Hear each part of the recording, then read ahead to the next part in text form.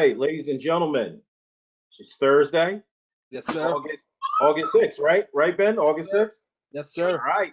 It's one more day closer to the weekend, but we are all here gathered here today because we have a very special topic that we need to discuss. And when I say need, it's because it involves back to school. It normally is an exciting time for children, but more and more as we draw closer to what is presumed as the normal date of going back to school, there are more fears than actually happiness that is going around this country and around this world. So thank you for joining us tonight. We have a robust panel for you.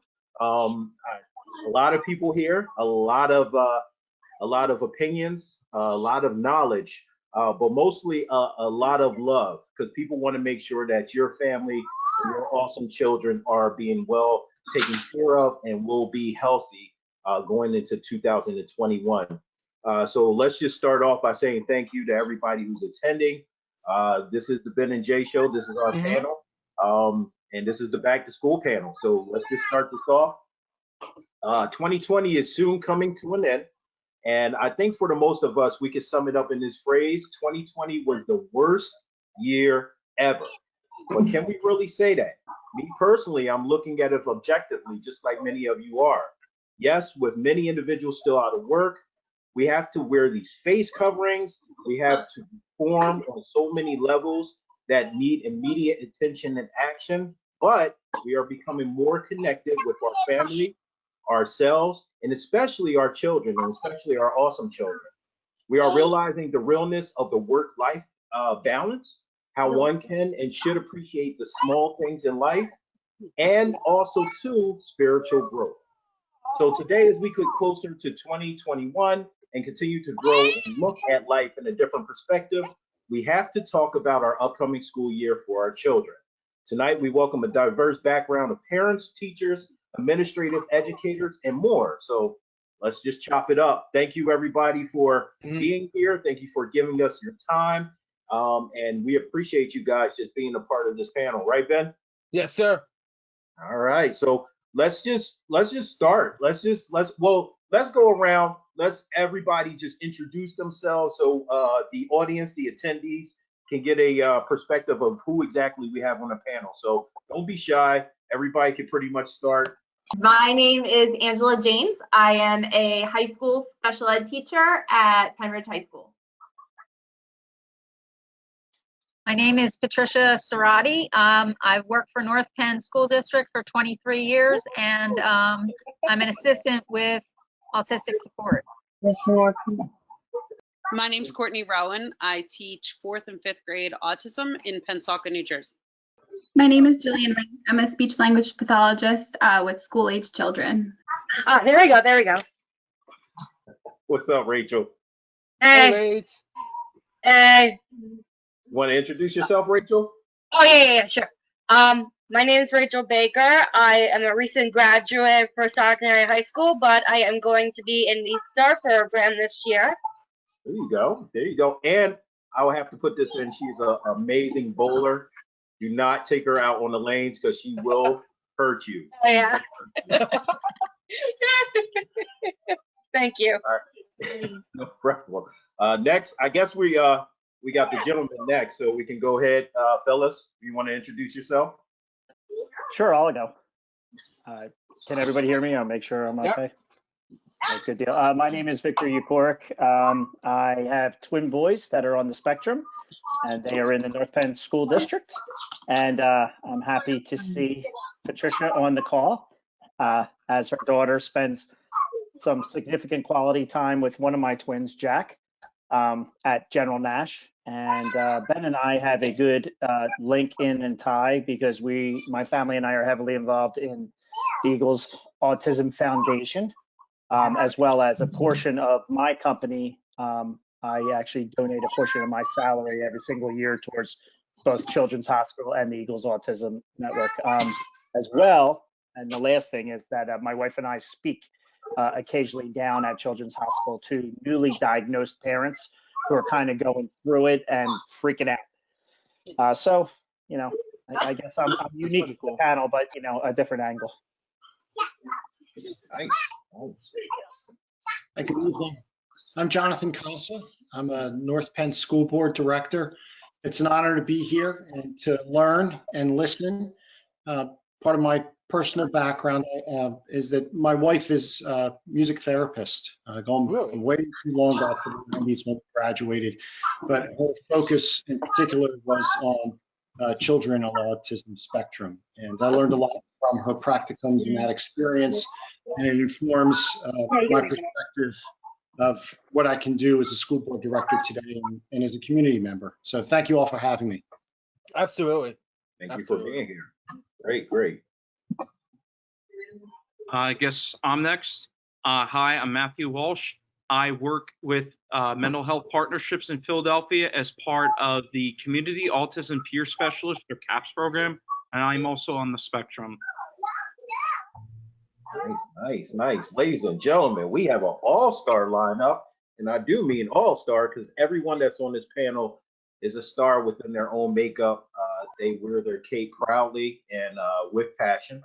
So I just want to say kudos to everybody that's on the panel. Thank you. Introducing myself, and then Ben will go. My name is Janelle Owens. I'm one half of the show, the Ben and Jay Show. The co-host to the man, the myth, the legend himself, Ben Hartraff, the mayor, as a lot of us call him. And basically, I am a awesome father. I'm also the creator and host of the Awesome Show, which is my own platform to basically help fathers cope with their feelings when it comes down to newly diagnosed children on the spectrum, just like you, Victor.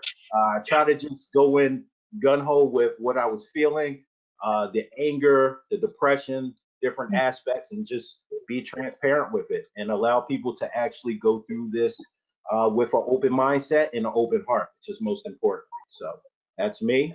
Ben, introduce yourself, just in case somebody does not know who you are, which is very hard to believe.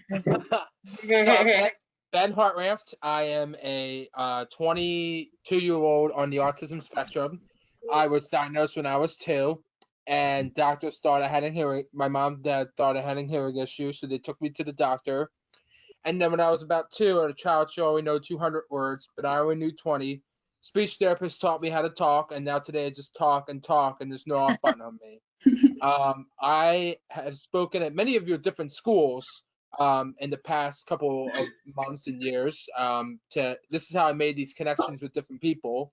And I'm very good friends with these people in our community. So I'm so thankful for you guys for coming on tonight for the panel, for giving us hope and knowing that what we could do to help our community better.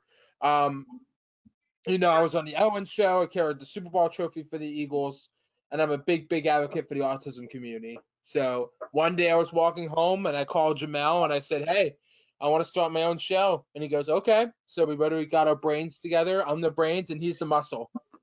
That is being a little too modest, but Kaylee, our assistant, which you can't see, the woman behind everything, she just let me know that Max is on the call too. Max, are you there?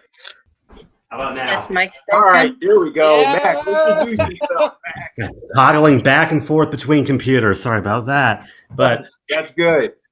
Here I am. Yes, I am Max Wessner. I'm also a community autism peer specialist, mental health partnerships. It was a pleasure to be featured on the Ben and Jay show a few months ago, and it's a pleasure to be featured here tonight as well. Onward and upward. There you go. My man Max is in the building. That's what's up. All right, so let's get into the meat of this panel. So Ben, you can go ahead and start off with a question, and let's just chime in. Let's chop it up. Let's do this. Are we a society moving into virtual school era?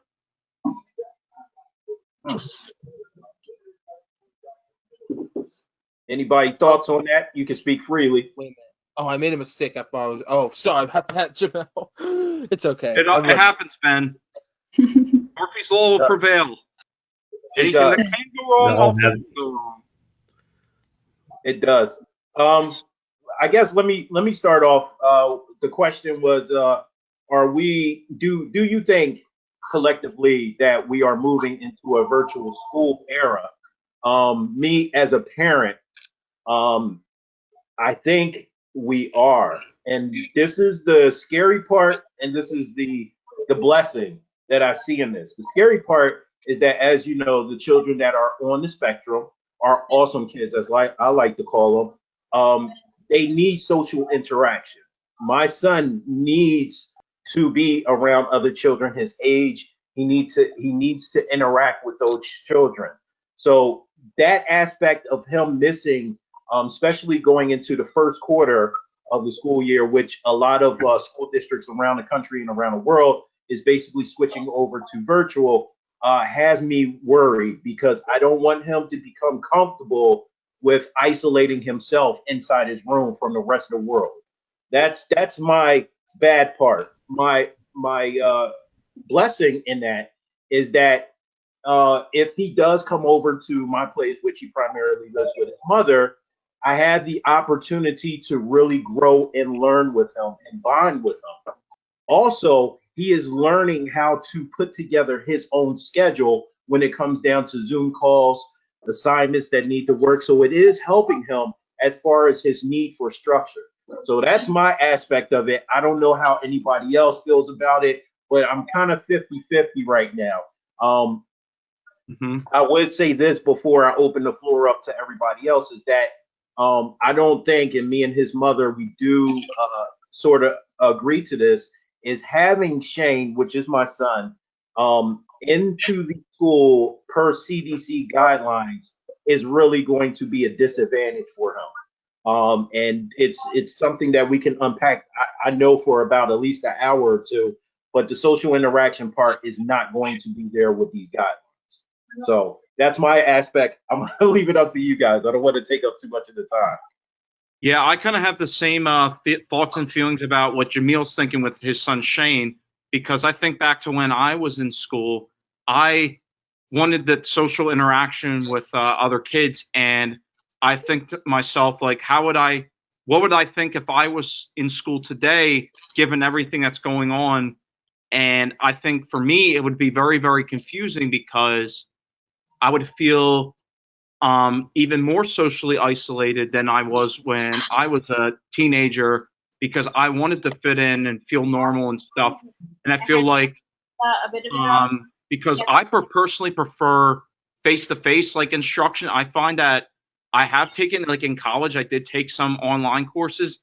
For some instances, I felt like I didn't get as much out of it as I did in person, especially if you have classes that are very, very hands-on.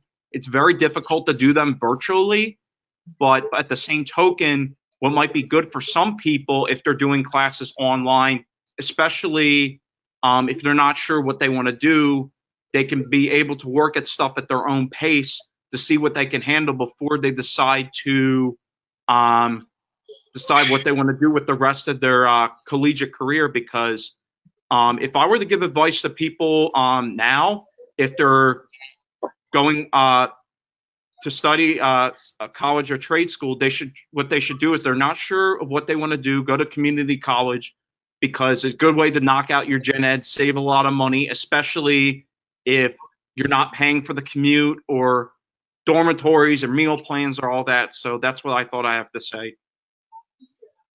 Good point. Go ahead.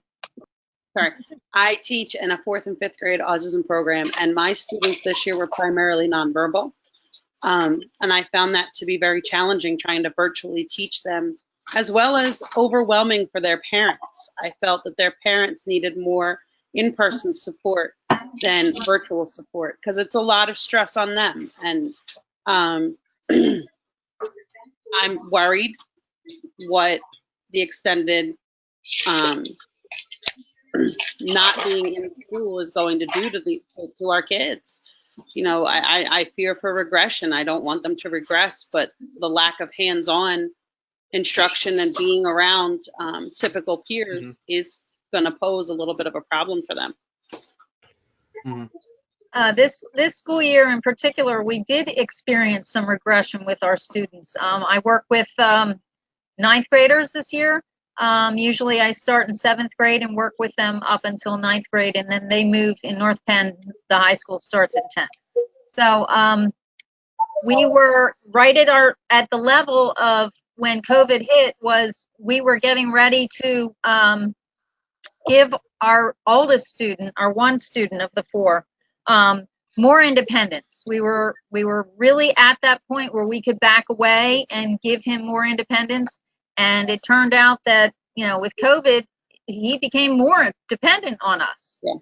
And that was not a good thing. I don't think virtual is a good thing, although I think that this is a great platform for setting up individualized learning. Yes. The North Penn, the school system in general was created in the 1800s, and it really hasn't changed. And we are the only system that has never evolved and not worked. And I don't think this system is a good system for children in general, any child. I think they should be able to learn at their own pace, in their own way. And I think this is a great opportunity for us to expand on that and try to, morph into what it really should be.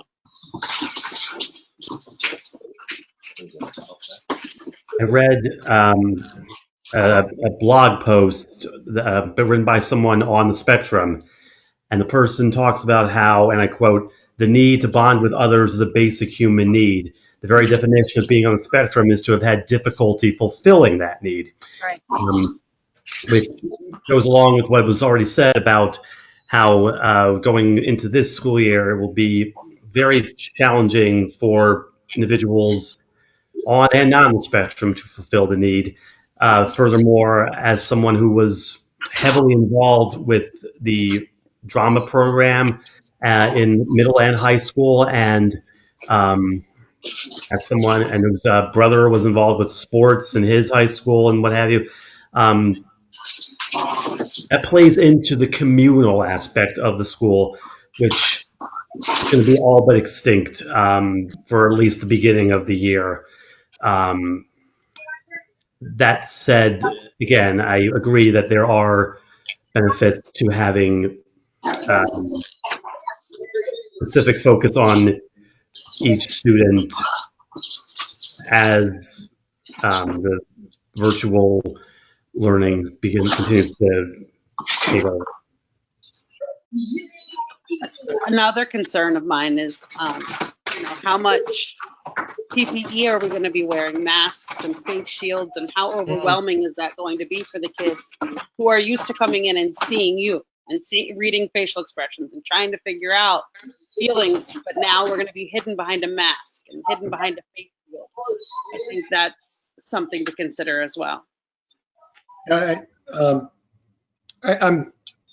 intrigued and look forward to learning more about there's, I don't even know if this is the right term, but there's some silver linings when I'm hearing about for certain awesome students, there's some silver linings with the individualized approach.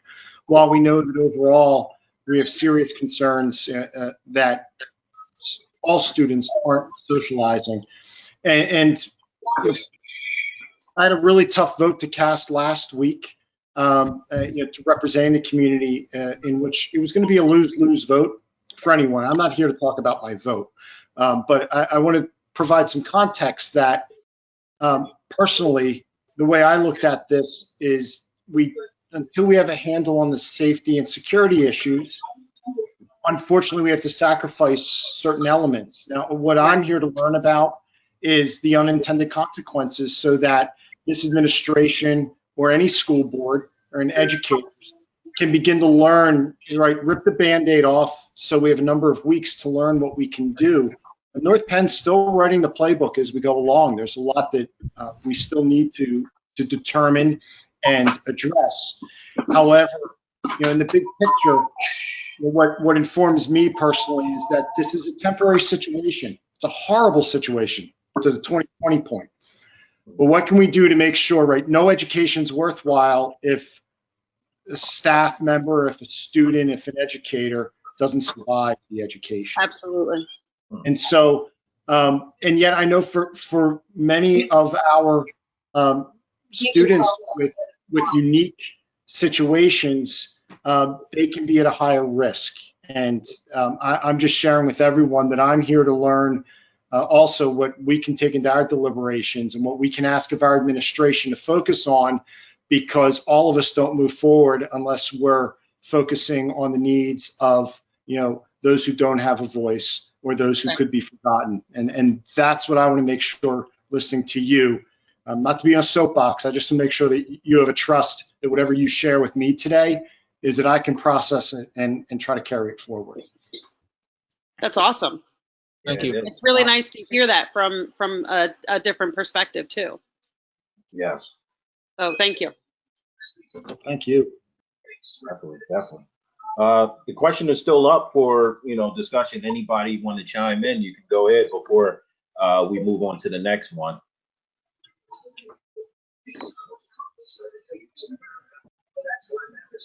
All right, we could go into one.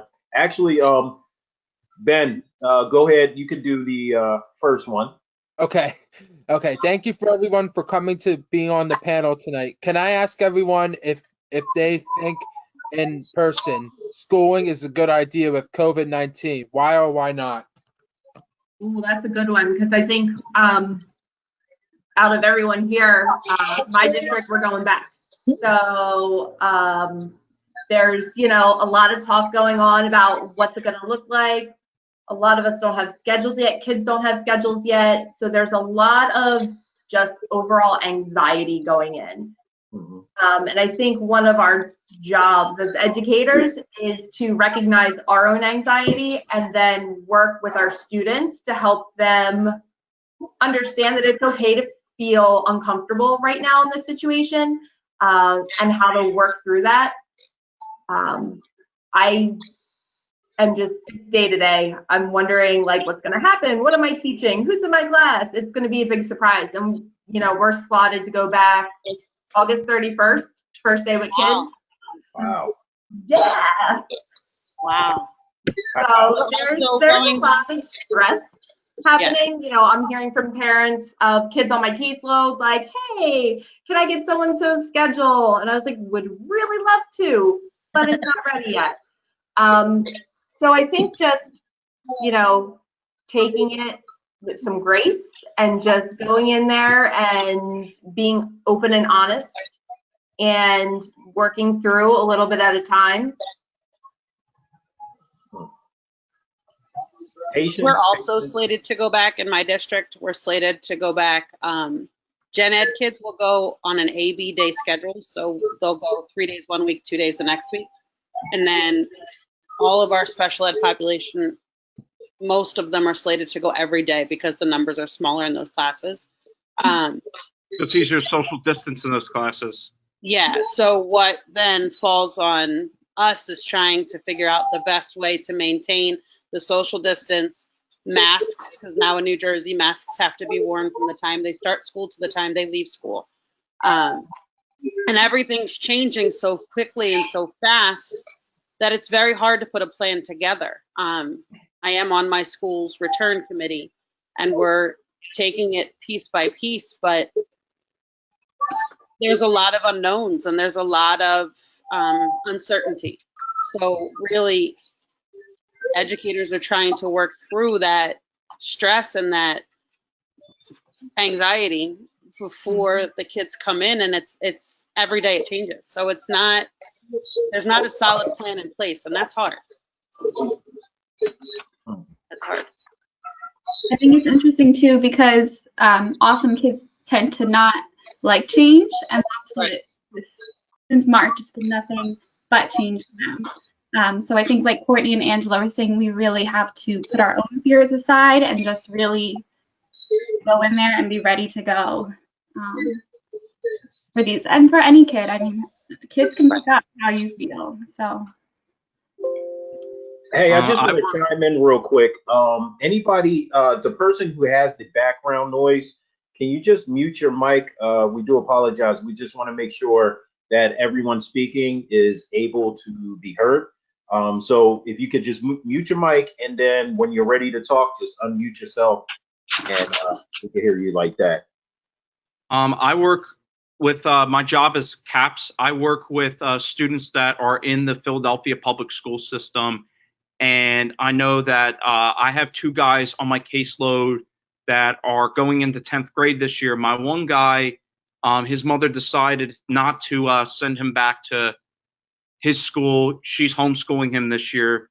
But to him, it was like when this whole thing first happened, it was like a big vacation to him because he was so miserable at school. And as this thing dragged on, he has a lot of uncertainties because I guess with everything that's going on, he has trouble managing his time or like beating his boredom. So one of the things I'm trying to work with him on is maybe developing a schedule or finding ways like to keep his mind occupied and not necessarily do the same things all the time. So one of the things that I suggested to him was just like try to keep a routine, like meet with me every week, every other week or something. But I assured him that eventually we will resume face-to-face interactions, but there's going to be some changes. We're going to have to wear masks, have to social distance and everything. But by now, some of my guys have I know that in the beginning it was very confusing for them because some of them, because I don't just work with school age, I work with young adults, people that have already been out of high school for several years. And to some, this is it was fine for them in the beginning because they were able to stay indoors. They felt like they didn't have pressure of going out, going to get a job, socializing with people. But now that this is stretched on 5 months, now they're really, really starting to get restless. They're getting tired of doing Zoom calls, Google Meets, doing stuff over the phone. They eventually want to do stuff in person. But as much as I would like the face-to-face interaction, I just don't want to put myself at risk because I live by myself. So anytime that I leave my house to go ride on SEPTA to get to somebody's, I could be a carrier of the virus and not even know it. Next thing you know, I'm in contact with that person. They go home, they bring it to their family members. Next thing you know, somebody's got COVID. So one of the struggles that I have is trying to find ways where I can get the most out of my sessions with my guys and support them, even if it means that I don't do it in the traditional communication manner. Okay. Matthew, that's very interesting. Oh, I'm sorry, Jonathan. I just want to ask one question. Well, it's a point, and by all means, I don't mean to offend anybody, but I'm normally the person that likes to address the elephant in the room. So, Matt, when we're speaking about Philadelphia school system, and I have many choice words for the Philadelphia school system, but we're not going to go into that. Oh, I've heard it all. Trust me. I'm sure you have.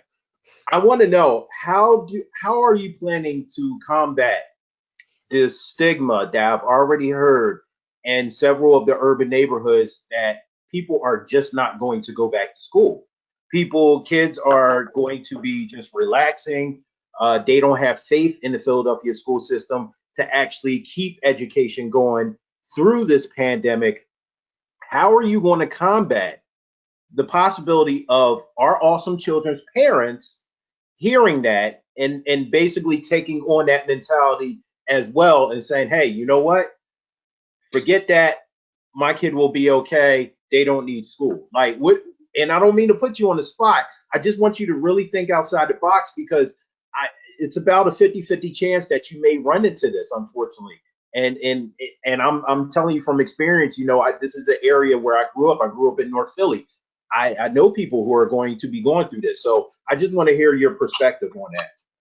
Oh, that's a very good question, Jamil, because Philadelphia school system, they really, really were between a rock and a hard place.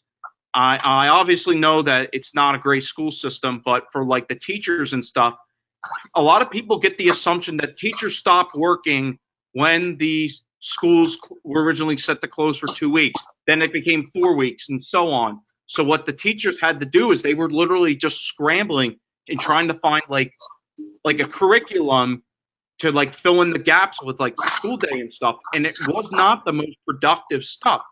And some of my guys were thinking why are we reading all this stuff? And I'm thinking to myself, the kids and the parent, the families and the teachers aren't in a no-win situation because they're literally just scrambling just to get to the finish line and just get the school year done and over with.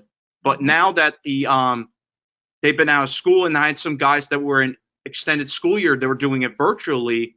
some of my guys found that they started to get used to it, and they don't mind like doing virtual learning for a little bit, but they have concerns about what it's going to do to them as far as their social lives if this becomes long term, because some guys that I work with already feel socially isolated enough as it is, but if it just keeps dragging on and on and on and on and on, there's going to be some bad long-term effects on them.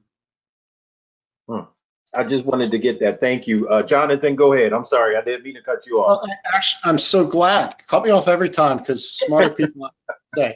That actually, before I go into my original comment, that statement really sinks in with me because we've already heard about how the anxiety the teachers have and our staff, educators, administrators, and people that are frankly quite burnt out. People are working twice as hard in schools. And when it comes down to working with our students with IEPs, awesome students, there's even more care and energy that needs to be put in because that it's not a cookie cutter. It's a true relationship.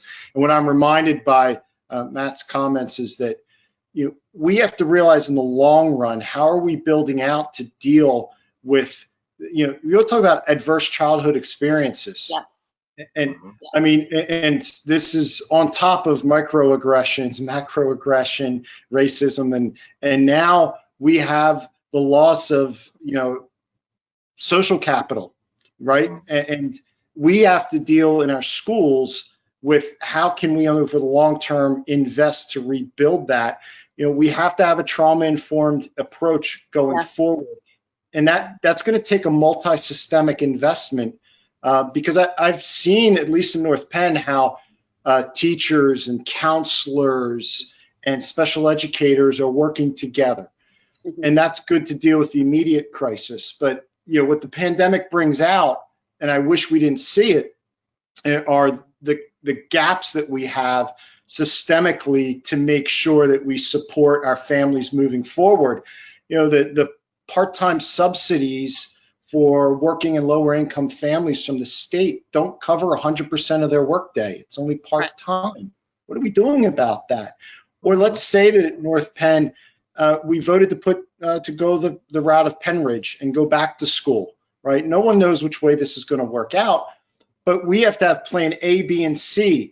And for our awesome students, IEP students, for every student, I'm just as concerned about, okay, we solve one issue and now you can go back to school. But there's a wild card, a free radical out there that when a child is sick or within a cohort is identified for COVID, and when we don't have tests that really matter in this country, then it all falls apart because we solved the problem by putting someone in school so that parents could work, and then they're right back because we don't have the testing and because this virus isn't political, and they're sitting at home, and now what? And that's where I'd like to learn more, and I will throughout this, but some of the struggles that maybe we need to think of to plan ahead for plan B, C, and D. So I'm open to whatever suggestions. I also, can I piggyback on the Philadelphia School District for a second? Oh, sure. So at Philadelphia School District, I taught there for 12 years before I left and I came to New Jersey. What we did in March, April, May, and June wasn't education, it was crisis education. It was trying to fill in gaps because we were never prepared for it.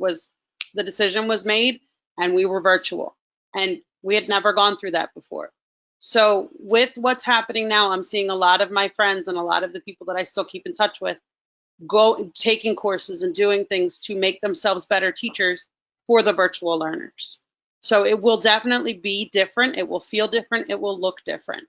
But that's not to say that every person is doing that. So my heart tells me that everyone I know that's down there is working their tails off to make it right.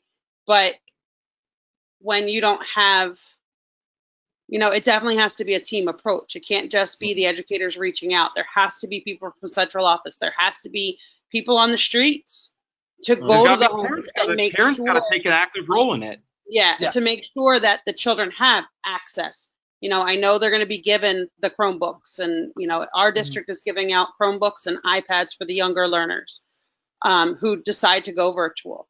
You know, we have to put these things in their hands and show them how to use it. You can't just Well, say, not only here's a that, you have to laptop. show them how to use Good it luck. responsibly. You have to teach them how to use it. You have to give them all the tools they need to make it successful. And that comes from everybody, the entire school district, not just that teacher of that child. Because then it just becomes stressful.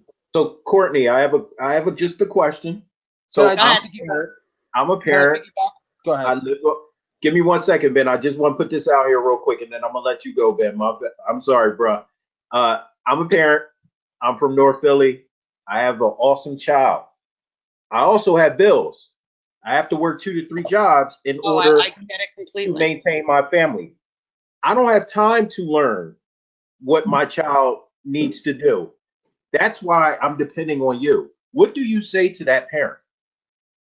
Me as an educator, I would do whatever I could to help the family. It really becomes like a teamwork approach. Okay. But that's a question that needs, you know, more than just the teacher to help the family out. That's where the community and that community approach really has to come involved, because you're right. You're absolutely right. What do the working parents do? And You know, I think, oh, sorry, go ahead. Oh, go ahead. I was just going to say, I have 2 children that are school age and one that's a preschooler. So my preschooler will be in daycare. I'll be at work 5 days a week, and I'll have 2 learners at home without me. So I completely get it. I completely understand. And my son is on the spectrum, so he does need extra support and help. So I'm there. I'm right there with you. Can I just piggyback on what Courtney said? I like what you said, tools, because a teacher taught me one time. His name was Jack Fink, and shout out to him. He's been a great teacher. Don't be a fool. Use the tool. And he taught me how to use that, because we all need to use our tools in life. Definitely. I think maybe expectations of the parents need to be talked about. Like, what can we expect of you, and what do you expect of us in this situation? You know, if that's for a child that communicates, if they need a printout of that, if that's me mailing them that, if they don't have a printer, I think really just all being on the same page. Like Board Maker or something like that. I don't know. That's where the communication falls in, because it's, as mentioned previously, it's autism and being on the spectrum is a communication challenge. So if the more clear communication there is this year, especially, well, all the time, especially this year, the better we will be to serve the students, especially those that need more support than others. Right. Example, I mentor young men on the spectrum who is about to start at Community College of Philadelphia. And there are a couple classes I was told that he has to take before he takes the other classes, prereqs. But I was also told that the majority of the classes there will not start until January of next year. But there are a couple that he has to take in person, from what I remember. So I suggested that I could, to help him get familiar with the campus and the college experience, I could go with him to the campus that may not be very populated anyway in a month or two, to show him around, so that by the time the entire campus opens again, from what I hear, and the weather is not like it is now, he will be really familiar with the campus and have a little experience walking around under his belt already. If I might just quickly add, that was Max, right? That was Max. Yes. Max, this is Jonathan. I have a very good personal and professional relationship with a top campus public safety official at Community College of Philadelphia. Okay. And if anything I can do to arrange, certain tours or access, he's in the executive leadership, please reach out to me. I'd be glad to help. Okay, great. Thank you, sir. Nice. And this is a question that I had to come up with, but before we go on to this question, because I think it's very, very relative to exactly what we're talking about as the whole topic, Does anybody else want to address the question on the floor with schooling and COVID-19? Is in person a good idea before we move on? Anybody? All right, great. And I was hoping that, because this is a very important one. When my son first got diagnosed, I did not know what an IEP was. I have come to my realization in life as I get older, I need an IEP. So what I do is my IEP is a planner. But panelists, what are we doing about IEPs? Has anyone here helped facilitate an IEP for a child already? Or if you have or have not, what are we basing the goals off?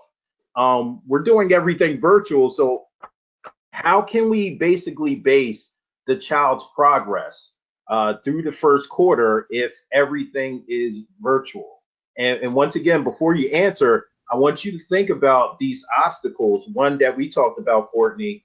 Hey, listen, I work too much. I don't have time for this, you know? And then another thing, Matthew, just like we talked, hey, why am I going to school when my friends are just relaxing and having fun? That's what I want to do too. So how are we going to do this? How are we going to unpack this? Whereas though we could keep a child's IEP on track. Sorry, go ahead. I'm sorry, I'll let you have the floor. I just want to add to that. My grandson's IEP is coming up. It needs to be reevaluated. And my daughter asked me today, how are we going to do this, Mom? And I was like, not exactly sure. I don't have an answer for that. You need to contact the teacher and contact the district and find out how they're going to do it, because I'm not sure. When we went out in March, my son was in the middle of trying different programs because he was, you know, kind of stagnant in his growth in reading, and we were changing things up. And then all of a sudden, like, our meeting to discuss data was like the day after we went out. And so we were kind of left just sitting there like, I don't know. And he's changing buildings. So there's all that stress as a parent. And then as a special ed teacher and case manager, I don't even know what options, because our school has 3 options right now. I don't know what my parents have selected for students. And so we have a plan going in, but how we're going to get the information, we have data collected from when they went out as their current baseline now. The plan is to take data when we get back within the first couple of weeks, if everybody's there. I mean, we haven't really had the communication to know what the plan is. So our teacher days when we go back, I feel like it's going to be triage. Trying to figure out everything and then add in the case manager special ed side of things that we're trying to do. But now I also co-teach in science and have 2 learning support classes that I'm planning for. So it is overwhelming. There's plans in place. We're supposed to be meeting with every student that had an IEP due over COVID to readdress and look at what the best options are for them right now. I don't know when any of this is really all happening in a school day. Now that we're talking about it, I'm starting to get sweaty. But there's a lot. And I think really communication and understanding is needed across every participant, no matter what, you know, situation you're in, to just have understanding, know that your teachers are working their butts off and they want the best for the kids. You know, I have concerns about going in person because I have people that would be at risk. But I also know that there are benefits and there are reasons why we have in-person school. I benefit from in-person school. I am not an online learner. I'm not an online teacher. I didn't sign up for computers and all of that. I need faces and interactions. So there's plans. How they'll be carried out, it depends on, I guess, the day. Yeah, you have to take it moment by moment. What people don't understand about, like, when it comes to IEPs and stuff, it's this multidisciplinary approach. It's not just the child and the parents. It's a principal or assistant principal, special ed director, their case manager, occupational therapist, speech therapist. They all have to work together as a team. They all have to communicate.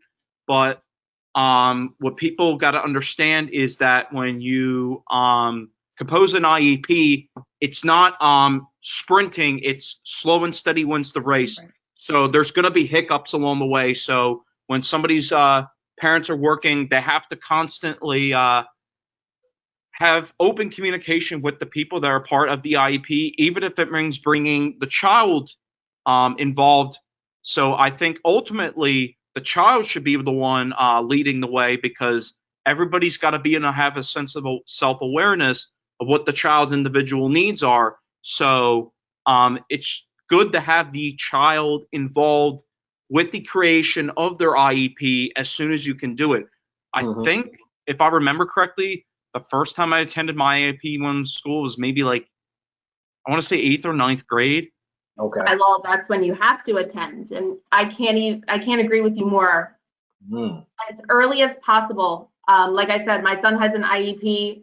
In 2nd grade, he's sitting there at the table, and we're laying out his strengths and needs, and I'm explaining things to him, because I know as a teacher, it's you become in a weird place when you have a student, they don't know what you're talking about. They don't understand what an IEP is. They don't know what their disability area is or why they might think differently. And you walk on eggshells a little bit, because I don't want to like step on anybody's toes, or parents might have their own views on things. But Matt, you couldn't have said it any better. Kids need to be involved, and they need to take ownership of what some of their goals are if it's developmentally appropriate. Because ultimately, it's the young adults or the individuals with autism that are the ones leading the way, not so much the professionals anymore. Yeah. And we have to remember that an IEP is a working document. It's never closed. Exactly. You open an IEP any day, anytime you need that open, you need to make changes. The changes can happen as long as all of the team is involved. Yep. And I mean, unfortunately, there has been regression. I don't think any of us can sit here and say there hasn't been. But we know that, and we adjust to move forward. We're not going to sit here with the same IEP and just show regression week after week. I think as long as we are adjusting and taking in what the parents have to say and the student has to say, and then moving forward is what's important. And adjusting to the time. I mean, maybe we do adjust a goal or some type of SCI if we have to. Yeah. One of the areas that I've been learning from my other colleagues who are educators on the school board as we're developing policy and oversight, I think it's interesting because it fits together with what I'm learning from this part of the conversation, is the ability also for it. I don't know if quality assurance is the proper term, because that sounds too, but what are we doing as a school district, as an individual school building, and our administrators to ensure that there is a feedback loop that is even shorter amount of time and even more direct link, so that maybe an educator is struggling with a certain platform, we don't have time to waste to find that out. And with students with IEPs in particular, what I'm hearing is a reinforcement that considering that we're writing the playbook as it goes along, and we're adapting, we're not making excuses, but that it's essential we're able to provide parents or students who are able to self-advocate multiple paths to reach out and say, hey, this isn't working, now more than ever. I don't know what those answers are, but I'm just getting a sense we need more antenna to be up to get those signals from students and families. Definitely. You're raising some very good points. I wish everybody in your position are just really just open to hear and being able to express what you have expressed so easily here, Jonathan. It's basically what you just said. It's just the antennas are up, and it's both sides of the playing field. We need offense and defense on this. We can't really, just one side can't bear the weight, because you guys, the educators, are extremely stressed, and you have a right to be. And us as parents, we're extremely stressed. Everybody is stressed right now. But as you know, when it comes to raising our awesome children, it takes a village. That phrase is extremely important. And it comes from the foundation of the home, which can be the mother or father. It trickles on to the aides, to the therapist, and everyone after that. It really takes a village. I have two things that I want to point out. And actually, Victor, I actually want to hear your perspective on this, just as a father. The first thing is that when I initially went to the first IEP meeting for my son, I had the mistake, and this is no offense to you guys, but I basically never read it. And I'm going to be transparent. I never read it because I was still dealing with my own emotions as far as saying that my son does not have autism and there's nothing wrong with him and so forth and so on. So I was battling my demons. As the years went on and on, I noticed that the IEPs stayed the same. There was no changes. It was pretty much copy and paste, copy and paste, copy and paste. Well, that came to a stop when me and his mom actually read over it, and we kept all the IEPs and looked at them and said, oh my God, there's no change. It's really just the same thing, which is cumulative, just saying that, our son needs to, conquer this stage and his level of learning. And then we go back the next year and it's the same thing. So Victor, after I make this other statement, I want you to kind of give us, maybe you have a different perspective on you as a male, as a father, looking at an IEP, something that you would like everyone here to just realize, other than, me talking and from my perspective, but also my educators and teachers, therapists that are on the panel. We did have two guests previously, Jude Harrison and Brian Kelmar, and they started LRED, which is the legal representation for those of intellectual disabilities. They represent people who are currently in the judicial system unlawfully and on the spectrum. The IEPs, and Brian made a very, very valid point, and keep this in mind, we need to also include how to respect one's space. And for our male and female, our boys and girls, our awesome individuals, touching inappropriately, communication inappropriately, as our kids become adults, they start to get curious, just like everyone else. I really do urge everyone to make that a part of their IEP. Really just start teaching and be frankly about sex education. It's something that has to be taught, because unfortunately, Brian and Jude have some horror stories which can happen to our kids if they're not taught. So I urge everyone to make sure that that is in the IEPs, if not so already from this point on. A plan between, the therapists and also the parents. How are we going to break this down? Are we going to talk about birds and bees? Are we going to talk about the stork? How is it going to be played out? But it needs to be done. It needs to be done. So Victor, your experience with an IEP, let everybody know what it is and any tidbits you can give any of the educators here. Well, that's a mouthful, Jamil. So following that is pretty intense. What I can say is it's important for everyone to understand my perspective. You have to understand where I'm coming from in order to better understand maybe some of my commentary or my answers. My kids are 11, and they're entering 5th grade. So the tail end of your commentary, thank God I'm not there just yet. Number one. Number two, my boys are both very verbal and both extremely well behaved. Good. To a point where they're good doers. Straight forth. It's much more comprehension, ADD, ADHD. But like when you talk about, I mean, when you talk about great kids, I have them. They're just on the spectrum. So I am extremely lucky. And for both of them, in many ways, they can be considered mild cases. Jackie Chan, the younger one, a little bit further along.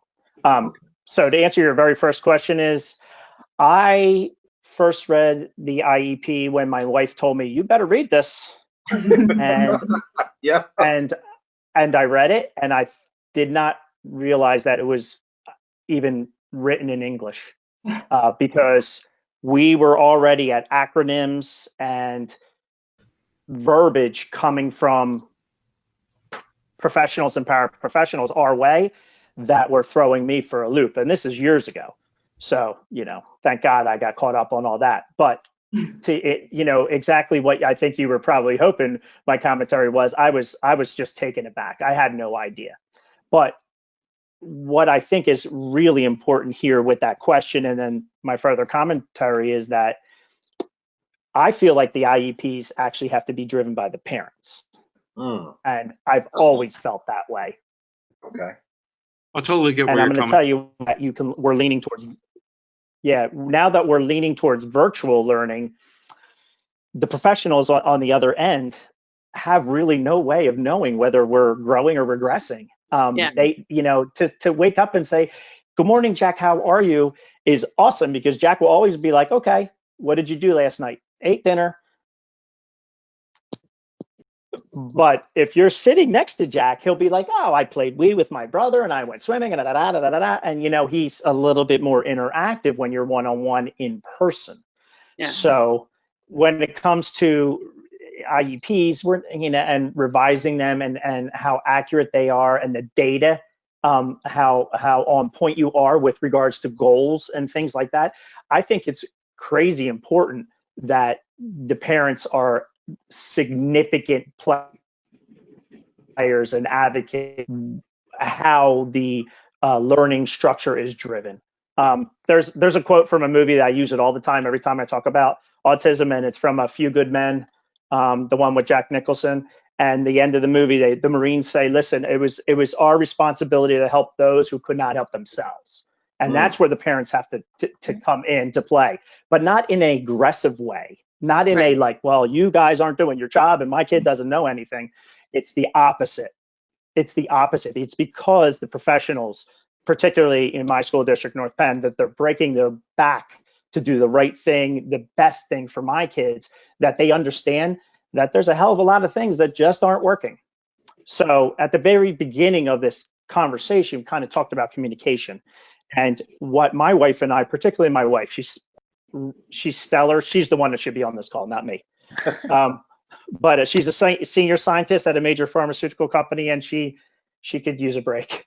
But I wanted to ask, which pharmaceutical company? The one that doesn't have a vaccine, which is all of them. The reason why I ask is my dad works in like North Penn, where North Penn School District's at. And that's why we live down the street from it, sir. Good call. 18 years. I was at Merck for a while as well, so it's an amazing organization.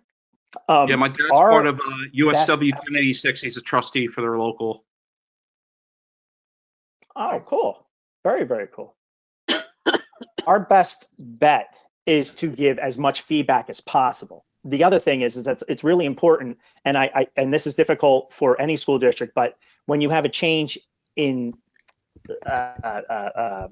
helpers, teachers, providers, when every single year we have case managers that are jumping around, that makes it difficult on us, because I look at it in a different way. I look at it as you guys have an amazing, in a bad way, immense caseload. You have multiple people and multiple kids. I'm in sales for a living, so my job is to communicate effectively from a personality standpoint. I want to get to know you outside of you teaching my kid, because I want to be able to understand how you function and how you think, so that when you're coming through this computer or you're sitting in the classroom and then you're going to send some things home, I can be able to effectively tell you, "Hey, this is fantastic. I can't believe you came up with this idea. Thank you so much. Jack is performing well." Or, "Hey, we want to today because it's just not going down the way we need it to go down." The other thing is as being a parent advocate, that has to do with things like the IEPs or the daily communication. We as parents try to spend time letting the individual teachers and the leaders know what kind of day we just had, what kind of day we just came out of, what kind of weekend we just came out of. Because you know what, you might start up on Monday morning in ESY, for those that are listening, extended school year, which is summer school for some of us. And you might come out of like a fantastic vacation, and on Monday morning, my boys don't want to play ball.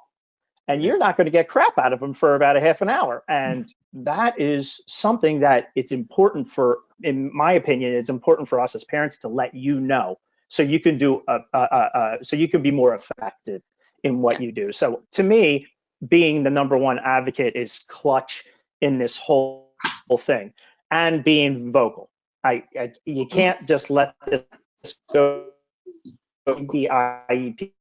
You cannot not understand what's on it, and you cannot not be evasive if some of the IEP goals are either unattainable or were not attained. And there are suggestions to do different things over again. Sometimes it doesn't always make sense, and that comes from knowing your child, not the provider knowing them, because the providers unfortunately change. My providers are wonderful. North Penn has been stellar. But it's my job to keep them on point as far as how I feel about it. You know your child. That's the one thing you can all take out of it.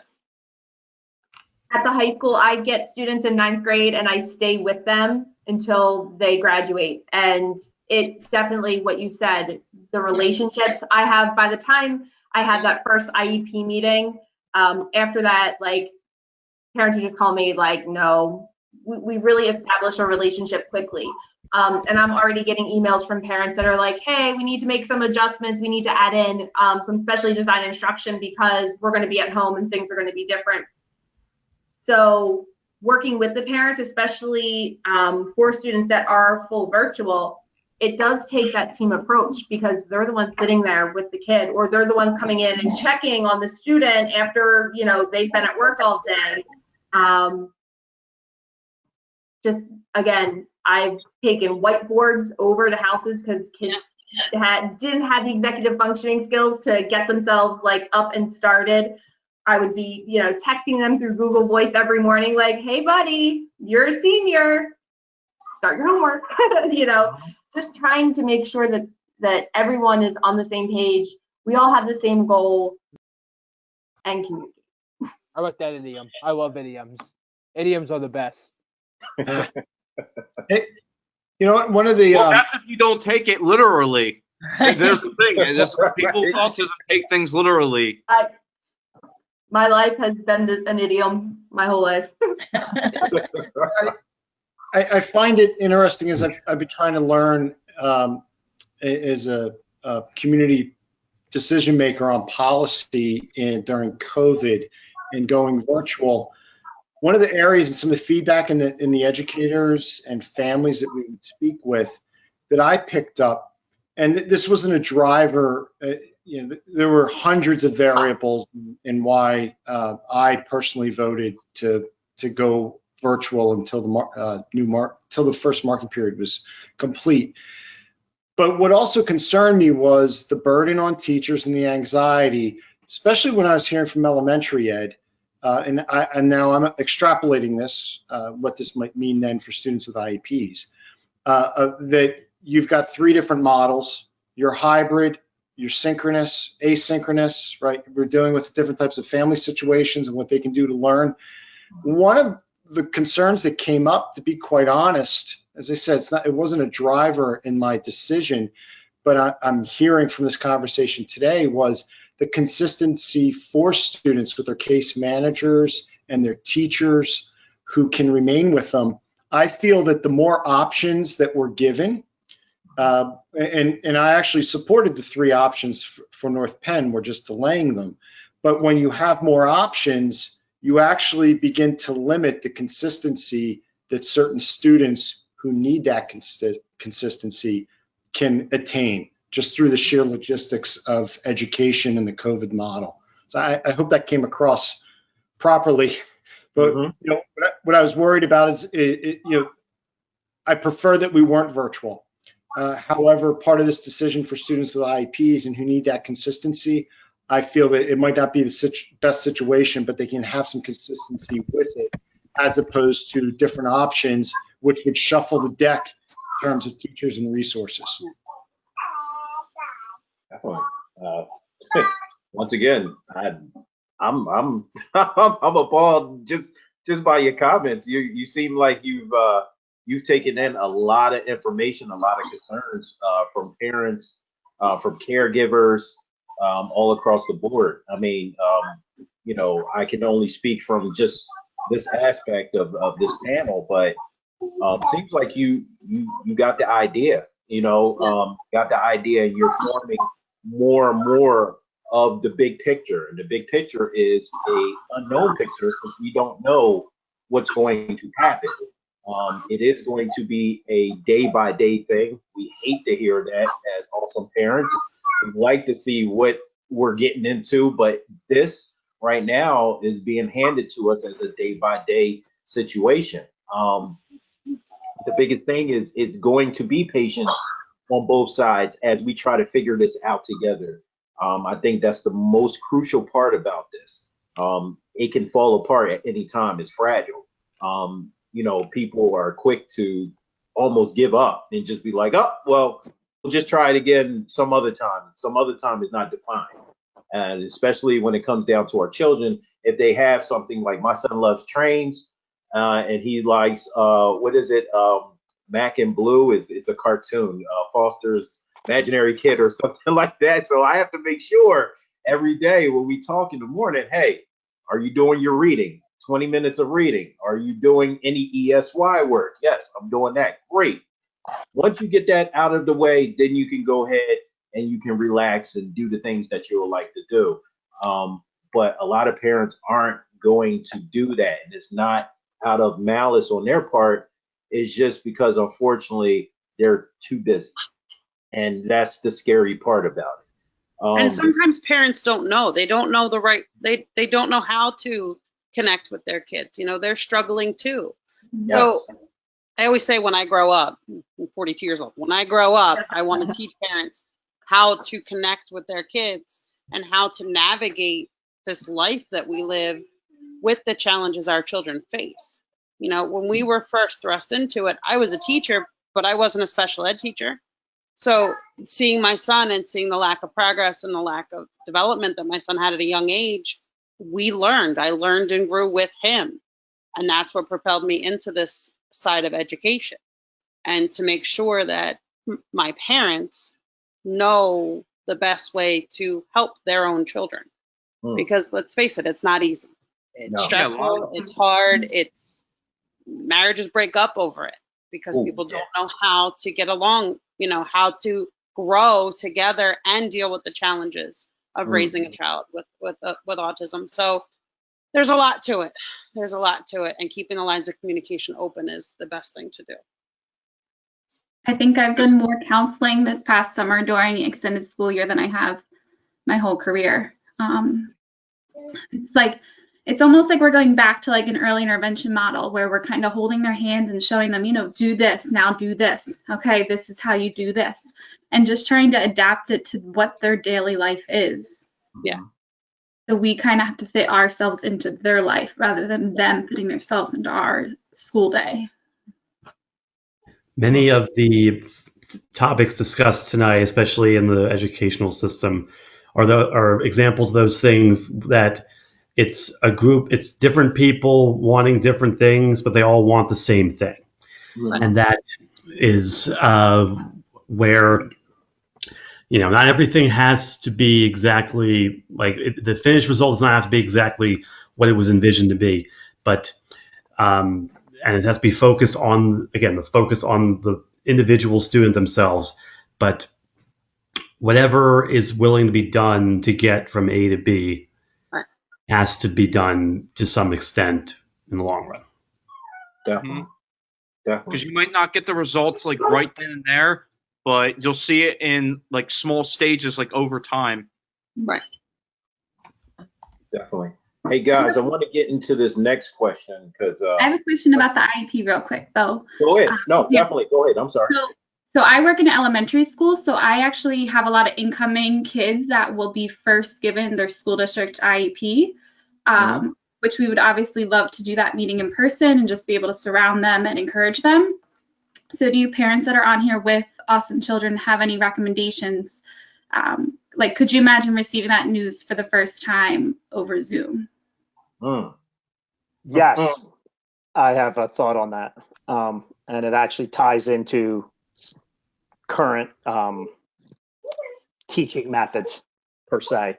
And I would consider it a hybrid method of expressing that initial news, Jill. And what I would say is that I would consider taking a socially distant live meeting with the family. Something like go out on their back porch, meet them, masks, temperatures, the whole 9 yards. But nothing is more impactful than face to face. They always say you can't tell somebody's. They always say you can't tell somebody's emotion from a text message, whether they're ticked off or thrilled. You have no idea. And when you're communicating something so vital for the rest of their educational life as their first IEP, you might want to consider doing it as best you can, safely, face to face. Yes. As well as some of the more extreme cases that are more extreme and further, having a rough time educationally, you might want to consider that type of teaching method as well, despite the fact that this one particular school district might be all virtual. Maybe that's really going to blow it for a family. So maybe you kind of put a hybrid plan in place. It's really no different than all of the models that we've talked about, and that is that almost every single kid, every single method is virtually a case-by-case basis. Right. But honestly, if you were knowing what I know now, if you were coming to me with that kind of news, which I don't want to hear, I will melt and cry. I'd rather you be over there than through here. Yeah. It's more important. It's more impactful. I just wonder sometimes what it would be like for how are they doing autism testing now? Because obviously with everything being shut down, what I wonder is like for the parents that are trying to get their kid diagnosed right now, what the type of emotions they're going through. That's a very great question. Great question. I would assume it's brutal. Yeah, wow, that threw me off of what I was going to say, because that is a very good point. Wow. And that's a deterrent, especially right now, for people to actually consider getting their child tested for being on the spectrum. This is a very good excuse for a parent to sit there and be like, oh, well, he or she will grow out of it, or they just have a little delay in their learning. Something that we've heard over the years, but more so now. That's probably something we definitely will need to look into. Good question. That's a great idea for another panel discussion, Jamal. Right, Ben. I'm thinking the same thing. Victor, just to piggyback on that, and this is for you, Jill. What us parents need is for you to possibly not be cold with your delivery. This is asking a lot of you, and I apologize, but you'll understand this once you start to see this. I remember the first diagnosis was as cold as possible. It was, hey, Shane's on the spectrum, and it was an awkward pause in the room, whereas though it was just like, okay, so what else can you tell me about our child? Something, this is our child. We know our child. This is from us. We need you to. We have a problem now with understanding that our child is on the spectrum with trust. We need to trust you with the building blocks that is going to help our child pass us being here on this planet. If you can understand what I'm trying to say, you are a vital part of our child's development and growth for the future. It's heavy, but we're really depending on your assistance. So just really to go off what Victor said is that, we need to see you. We need to see how you are. We need to see how you smile. We need to see how you cross your arms. These little things are going to really make us parents really relax and have faith and trust in you and your abilities. It's going to give you that boost if you can grasp what I'm trying to say to you. So to wrap everything up, just be as compassionate as possible when speaking to the parents. You may get a little feedback, you may get a little kickback, but after that phone hangs up or that Zoom call or you leave the residence from that social distancing, they're going to sit there and be like, "Oh man, I was a jerk." You know what? She really did make an effort. Let me just think this over a little bit. It's just that extra mile we need with our awesome children. And if you can do that and find that in your heart, we will definitely work with you. We will be open to hear any ideas, any suggestions.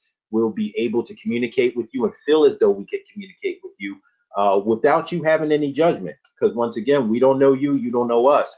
And that's a great space at its own right there. So that's just my little tidbits, just from my background and my experience. I have a question. So I just want to, because we're getting close to the end of this and we can unpack this all night, but I know everybody has a very busy schedule and I'm appreciative of it. For my educators, my teachers that's here with us, are you scared? And what I'm asking you this is do you feel as though teaching in person would be a hindrance to you psychologically? Or is this a due diligence that you feel as though you have to do because this is something that you're passionate about, that you love? But are you really scared about COVID-19? Do you feel pressure? Do you feel like I'm being pressured to teach when I really don't want to teach and I fear for my safety? What's your thoughts and your opinions on this? I not only fear for my safety, but I fear for the safety of my students.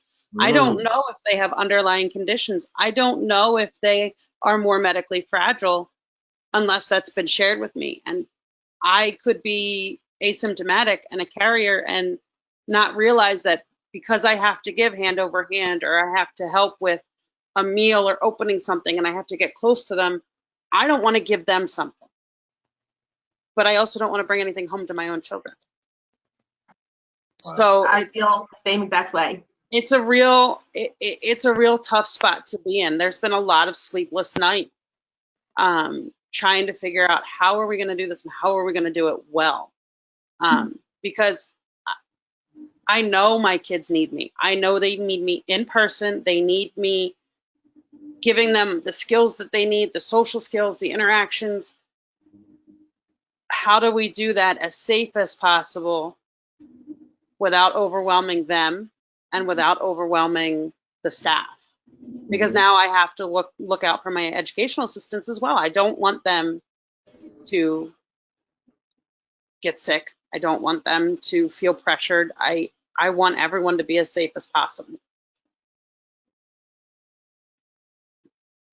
Anyone else? Feel free to chime in on that question.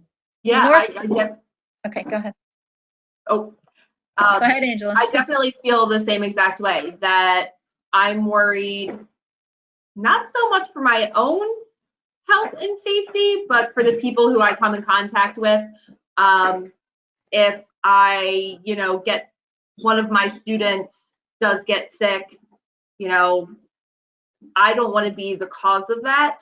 I don't, and then just the trauma that is involved with, say, I get sick, and if from one of my students, that now they feel guilty because I'm sick and, they brought something to school with them. So I think there's a lot of worry and just, I do feel like I want to be there, but I also feel like I'm expected to want to be there as well. I know that my children, they want to go to school because they are not fans of online learning. So even sending them in, I'm like, ugh. But if I was home I would, be more inclined to keep them home. And then it's just, oh my goodness, now I'm getting exposure from them coming home because each of them, one's in middle school, one's in high school. I'm coming home. I have how many classes a day? And then, my parents and my grandmother and people who I'm then exposed to. So now am I expected to quarantine myself for the entire school year because I go to work? Right. Very good point. Very good point. Patricia, did you want to chime in on this? I just wanted to say North Penn for the first semester is not going back. My biggest concern is we have 7th graders coming into our building that I'm going to start working with, and I'm not sure how virtually I'm going to be able to form a relationship with students through a screen. So I would like personally to be back if we didn't have to face all the other things that Angela and Courtney have said. I agree. I don't know how we're going to do it. Right. I definitely, one of the things that we've been talking about was, when we went out in March, we already established those relationships with the students in our classroom. So when they would log on, I could be like, hey, where have you been? Where's your stuff? I could be myself with them. Right. They know who I am. They trust that I have their best interest. They know that I'm sarcastic and silly. They get me. My new students aren't going to know that. So I'm not going to know how to do my thing to my fullest potential because it's just a weird situation. Right. True. Jonathan, I'm interested. What have you heard? Oh, what haven't I heard? I think we're probably 1,000 emails of what I've heard or read. From what I've heard tonight, what sinks in most is that what we can still do systemically, it's a bad situation for everyone. There needs to be some grace and understanding as we all move forward, no matter what our options are. I have found it most difficult to process what it means to make tough decisions, which is fine, right? Let's be accountable for what we do as a school board, any of our school boards, whether they decide to open or not. Those school boards decide to go 5 days in person and those who decide to go 100% virtual. There needs to be a community understanding that, we can disagree with the decisions, but we have to agree that school board directors are trying to do the best thing possible for their community, their staff, and their students. And that's where we need to come together instead of falling apart, which is unfortunately what I feel. There's some divisive aspects of this. Now, without being on a soapbox and sounding like a moralist, that's just what I feel now as a reflection of a representative of the community. From this conversation, what I feel more inspired to do, what magnifies what needs to be done, is closing the gaps that we had before the pandemic, which now have been exposed only more. And I wish that wasn't the case, but maybe now's the one time that we have to say, you know what? We have double-digit unfunded mandates for special education that the state doesn't pay, that the federal government has never met when it comes down to the IDEA. Maybe it's time we get that right, because when we have only 6% coming from the state and we're averaging double digits in special education funding every year in the inflationary costs, now's the time to get it right. Now's the time to realize, let's go back to basics of equity and what it means to be community and good human beings, putting our hearts and our love and what it means for the success of all of our children at the forefront. That to me means we have a radical opportunity to make change at our local level and in our schools. But we can't do that without bold conversations. So when I hear these stories, when I hear you, it's my job, it's the school board's job to tell these stories, to make it simple, make it plain so the community understands these type of goals so we can all move forward together. I mean, that's just, hearing from you tonight is very powerful, and I have a lot to process. Good stuff. Good stuff. Definitely good. We want to give the audience, because we're winding down on time. We want to unmute everybody, give the attendees a chance to speak to you guys, to ask any questions that they may have. What we do ask is that everyone, once you are unmuted, please mute yourself until you are ready to speak. Just be considerate of someone who is speaking, and just, take your turns. Normal stuff, common courtesy. But we want to open the floor up to any questions that any of you may have for our guest tonight. So everybody just wants to be listeners tonight, which is perfectly fine, because that means that they had their pen and their pads out and they was getting a lot of information. So if anybody doesn't have any questions, our assistant Kaylee is going to mute everybody back. And we just basically want to say, just end this with a couple announcements. First off, just thanking every single one of you for being here, for giving your time for the Ben and Jay show. Your opinions, your point of views is definitely appreciated. And if anybody who is attending this, or anybody that's a panelist, you guys, if you know anybody that would like to support what we do, please consider donating to Access Services by logging on to www.accessservices.org/donate. And you can follow us on social media, as we have Twitter, The Ben and Jay Show. Woo! Do you want me to show that off real Ben quick? and Jay Show. And the opinions expressed on the Ben and Jay Show pertain to individual perspectives and do not necessarily represent the stance of Access Services and its affiliates. Just had to get that out there. But Ben, you have any words for our audience? Some No, words of but there's more. But there's more, Jamel. We have an There's more? Instagram. Oh, we We have got an an Instagram. Instagram. That's right. That's right. Ben and Jay Show. We're on Instagram now. We're moving Wait. on. Let me pull it up. Hold on a minute. So if you go to hold on a second. Ben is going to hook us up. He's going to let us know how to get Right to over it. here. There you go. It is. Wow. And Look at that. There it is. Woo. You got to put the mayor's name first, because that is the man right there. and then Just the muscle. go to my Twitter page. I'm just Now, supporting Access Services, is that just in Pennsylvania? We have 11 counties in Eastern Pennsylvania. That is correct. But anybody who needs assistance, as far as our attendees who are looking for services, we can help them. We reach out. We try to get them, as much help as much as possible. We're just trying to, help everybody. Cool. But Ben, you got any words of encouragement for Actually, for we have one more announcement. Keep your books on for September 10th, Jamal. September 10th? Oh, yes. I got this. You ready? Who likes games? Who likes games? Everybody likes games. Okay. So we have a big announcement tonight. We are going to be doing a virtual game night hosted by me and Janelle Owens, raising money for the show. And let me just find it real quick, the flyer. Hold on. Take your time. But while I'm looking for it, hold on a minute.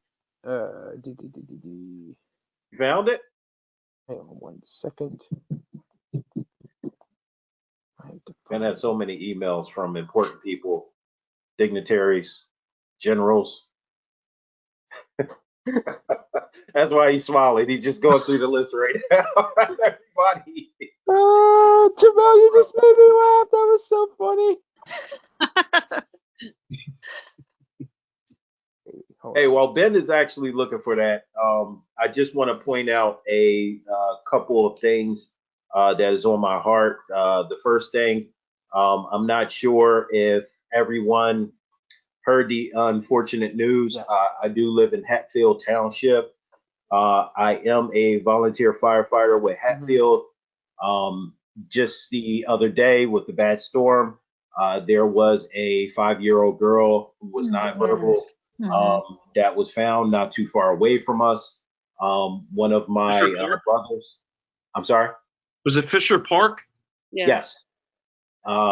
One of my brothers in our fire company had the unfortunate task of helping the team find her.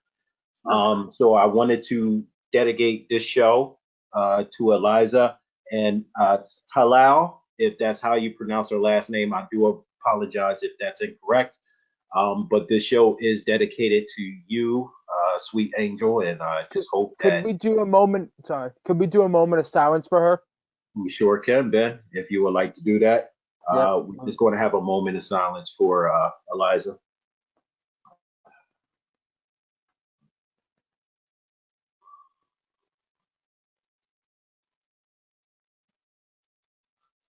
I think too often, us as parents, we forget that our children that are on the spectrum sometimes do not realize the dangers that are around us because they just see life in a whole different perspective, and that is the way of love.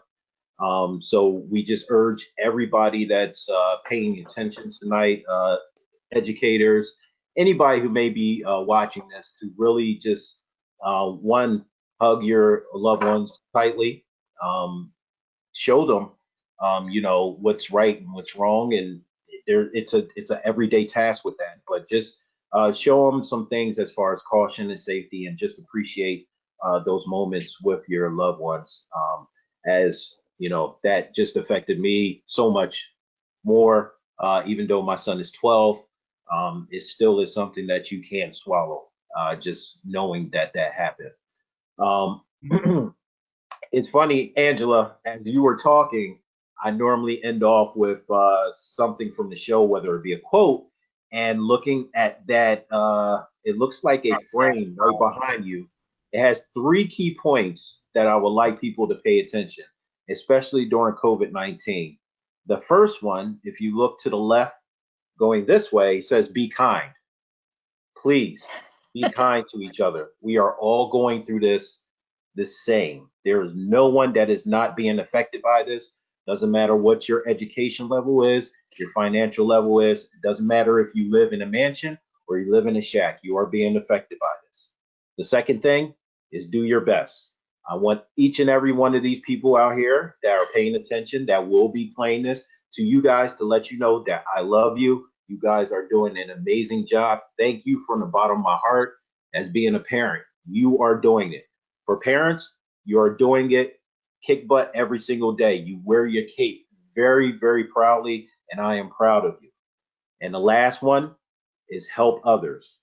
It don't take a lot.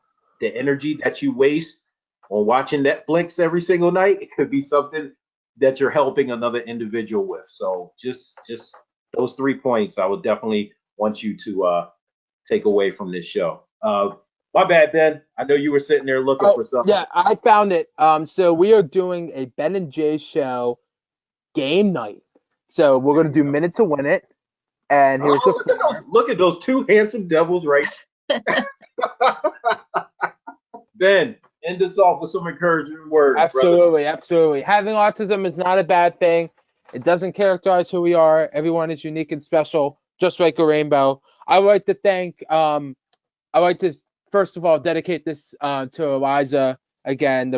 I want to give her family. I'm in her prayers. I'm going to pray for her family just to make sure everything's going on. Everything will be okay.